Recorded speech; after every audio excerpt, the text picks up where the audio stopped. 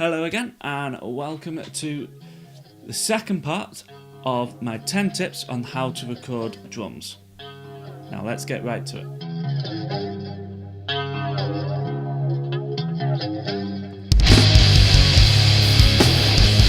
First of all, as you can see, I have my full studio back. Got my desks and everything like that, which is great, so I'm really happy with that and I can actually work properly now. That's first things first, but let's have a little run through about our first 5 tips on recording drums. So the first tip was microphone selection, the second was room mics, third was don't be afraid to experiment, and number 4 was don't be afraid to have too many inputs, and number 5 was the sweet spot.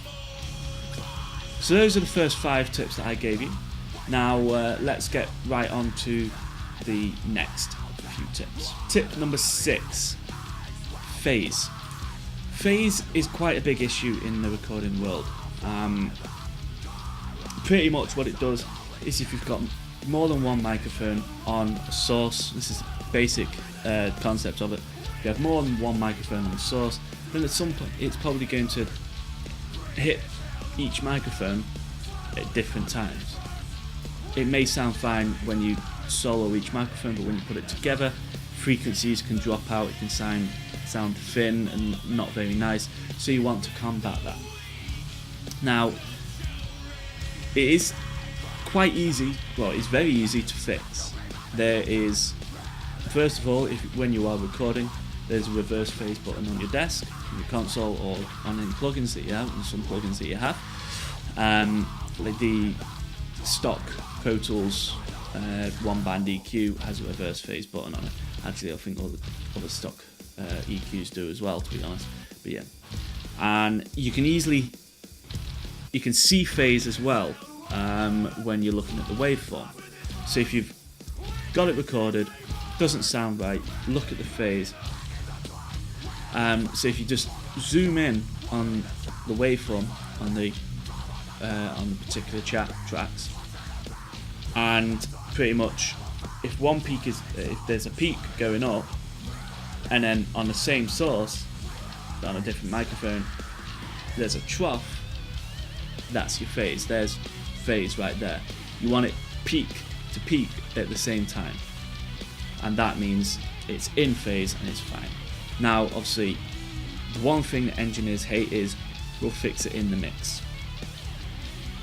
Don't fix it in the mix, fix it there and then. You can do that by your microphone placement. Place your microphone in certain areas to make sure that it's in phase.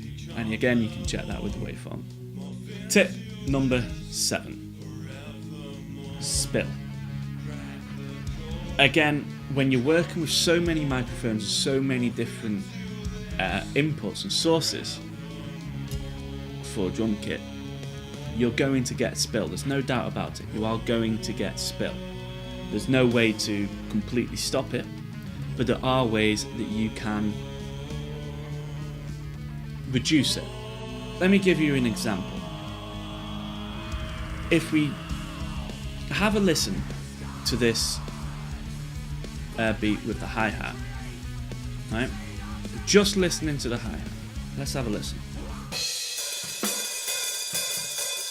You can hear the snare coming through really quite easily. So there's no plugins on that whatsoever. You can hear the snare coming through.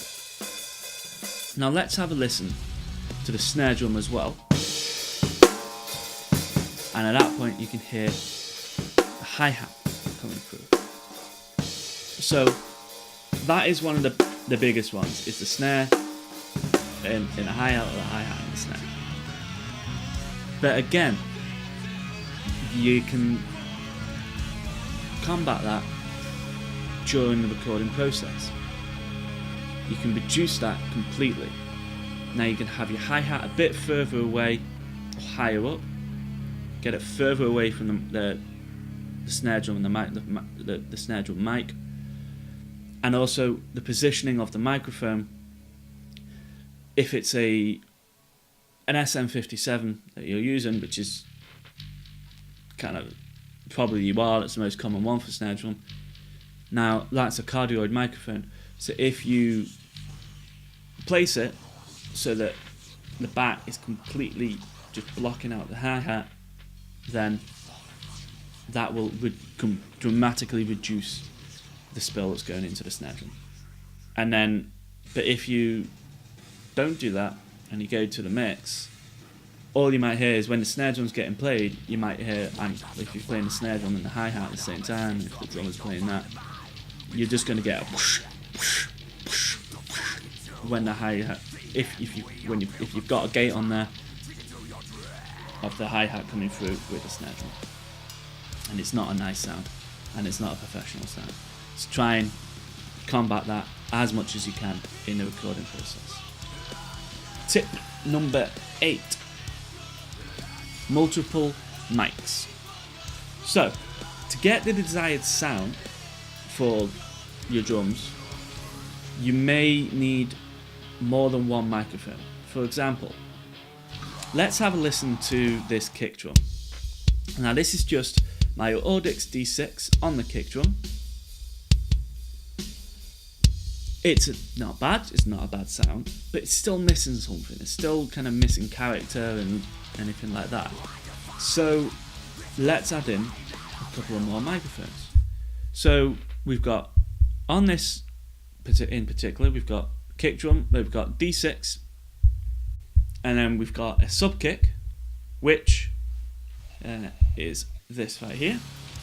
So this is just a Marshall speaker from an old amplifier. It's like 30 watt amplifier, something like that, that I commandeered, and pretty much all you're doing is reducing the polarity of the wires. So I've got this XLR here, and it's just going into the back where the wires would be. So I've soldered that in place and reversed where the wires should be, and then put that on a stand, put it next to the kick drum, and it takes in sound rather than emits sound. And it really works. It gives it more bass, and it gives it more character as well. So had that, and then we had a third microphone on the outside, the kick out as we called it, and that was an Audio Technica microphone, I think 80-40-40, something like that. And we had that on the outside, getting kind of more the room ambience as well as the kick drum. So we had 3 microphones and all that blended together to get this sound. It sounds bigger, it sounds better, and it's just nicer.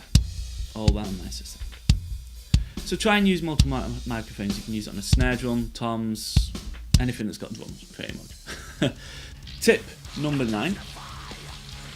Don't restrict yourself. Now, what I mean by this is you don't have to be confined to a recording studio. You don't have to be confined to a deadened room, completely treated room where it's just completely dead. Sometimes that's the kind of sound you might be looking for, but not everything needs to sound the same. If you go to a studio and you want to use, rather than a room, there's a nice sounding hallway, use it. Put the drum kit in there and use it. Because drums have more character. The drums have a lot of character that they can give. And given the right space, that can expand exponentially, really. You know, so it's great. I mean, if you listen to some of the classic albums, such as Led Zeppelin, When the Levee Breaks, everybody knows that was recorded at Headley Grange, but it was recorded in a stairwell, in a wooden stairwell, and it's a beautiful sounding stairwell. And if you've heard the song, which no doubt you probably have, if not, go and have a listen to it. It is a beautiful drum sound, beautiful. And then with Motorhead, this is vocals I'm talking about. They recorded vocals in the toilet because it had a good sound to it. And I've done that before. I've recorded vocals in the toilet. Good sound to it. Abbey Road, they have a special studio which is just made out of mirrors. It's specifically for drums, and it's made out of mirrors. Mirrors reflect sound, and it's not just for the drums ego. It reflects sound, and it's got a beautiful character about it, and it makes the drums sound better. So don't restrict yourself to a recording studio, to a dead studio. And finally, for this episode, tip number 10. Now, this is probably the most important tip that I can give you, that anybody can give you. Use a click track. Click tracks are foundations of any song. Forget about the drums being the foundations, forget about anything else. The click track is the foundation. You wouldn't build a house without foundations, as it's just going to go all over the place. It's exactly the same with recording. Record to a click track. All it is 1, 2, 3, 4, 1, 2, 3, 4, 1, 2, 3. It's not hard. That's just obviously a 4/4 beat. If you've got stupid ass time signatures and stuff like that, then good luck. But I'm a drummer myself, and I've made the mistake in my early days of recording without using the click, and it pissed off my other band members and everybody else, and the engineer that I was working with at the time. And I've learned from that mistake. I lost a lot of respect from that. So what I did was I got myself some A&A monitors, got an app on my phone, and now I don't practice, gig, or record without a click track, because it ties everything together. It doesn't sound messy, it doesn't sound sloppy. A lot of people go, oh, but you're a drummer, like, you shouldn't need a click track. It's like, no, you do. You need a click track. Just suck it up, don't be a pussy, and do it. Because your mix engineer, anybody, your recording engineer, anybody like that, your bandmates are gonna love you for it. So just do it. It's not hard. And if you've never played to a click track before, practice. Practice, practice, practice. And you'll get it. So that's it for this episode of how to record. Next up, it'll be the bass guitar. So look out for that. That'll come up next week sometime. So have a look out for that. Thanks a lot for watching. See you later. Thanks for watching, guys. Really appreciate it. Don't forget to like and subscribe to my videos to get more videos. I'll be on Facebook, Instagram and Twitter. Rossner, and just Rossner Sandwich. And I will see you next time. Goodbye.